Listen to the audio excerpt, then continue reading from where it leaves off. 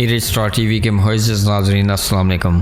ناظرین، برطانیہ نے سندھ سے تعلق رکھنے والے عالم دین عبدالحق عرف میاں مٹھو پر پابندی عائد کر دی، جس کے بعد پاکستان ان 11 ممالک کی فہرست میں شامل ہو گیا جنہیں برطانیہ میں انسانی حقوق کی خلاف ورزی پر پابندیوں کا سامنا ہے۔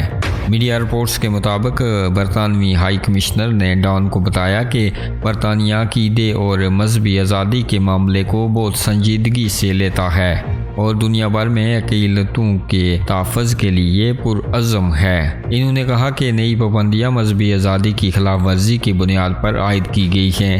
ان میں سندھ کے ضلع کونڈنکی سے تعلق رکھنے والے برچونڈی شریف کے مزار کے عالم دین میاں عبدالحق بھی شامل ہیں۔ برطانوی ہائی کمشنر نے بتایا کہ مذہبی شخصیت پر غیر مسلموں اور کم عمر بچیوں کی زبردستی شادیاں اور جبر مذہب تبدیلی کروانے کا الزام ہے۔